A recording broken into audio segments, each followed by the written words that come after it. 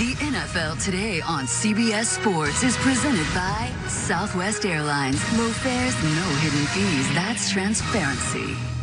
And welcome back to the NFL Today. Right now, the Dolphins and the Falcons are getting set for their matchup. And as we approach kickoff, we send you out live to Atlanta with our announcers, Greg Gumbel, Trent Green, and Jamie Erdahl.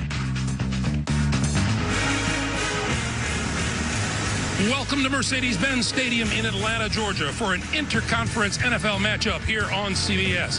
The visiting Miami Dolphins at 2-2, only barely trailing the Jets and the Patriots and everybody else in the AFC East. The Atlanta Falcons looking for a win to ensure that they stay atop the NFC South.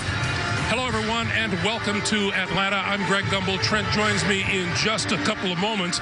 In many ways, it's amazing that these Miami Dolphins are 2-2, considering how their young season has gone already. They lost starting quarterback Ryan Tannehill for the season back in the summertime.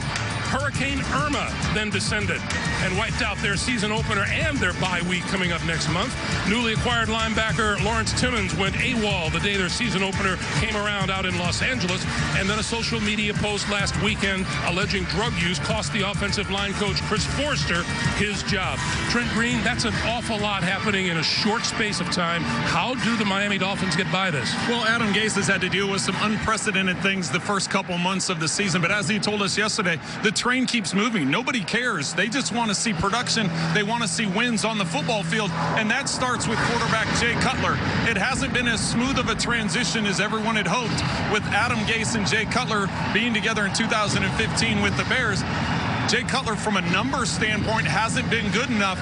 For me, it starts with the offensive line. I think the offensive line needs to play better.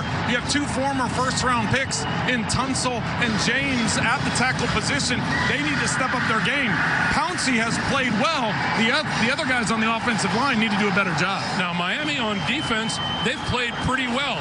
They're good in total defense. They're great against the run, and they're very stingy giving up points. Well, they're number 4 in the National Football League in points allowed, under 17 points a game, and they have presence on all 3 levels.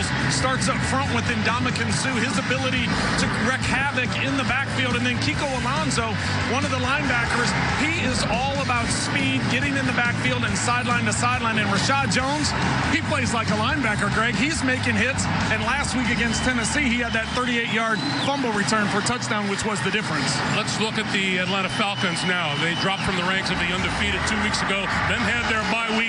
It all starts with that guy. Matt Ryan, the reigning MVP of the National Football League, 1,100 yards passing in the first 4 games. And for him, it's important to get Julio Jones back on the field. Julio Jones missed the second half against Buffalo with a hip flexor injury, but his size and his speed are what makes a difference.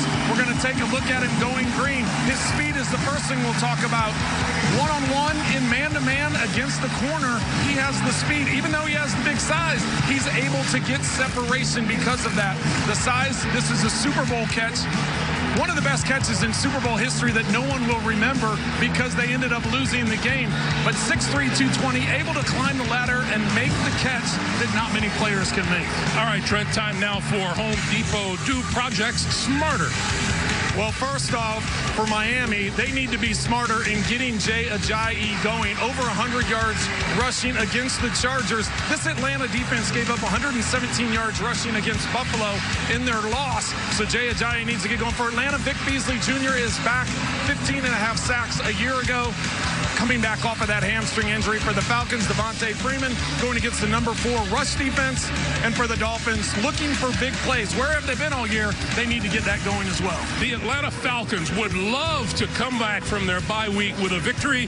The Miami Dolphins would love to come into Atlanta and steal one from the homestanding Falcons. Dolphins and Falcons right around the corner as we continue from Atlanta after this message and a word from your local station.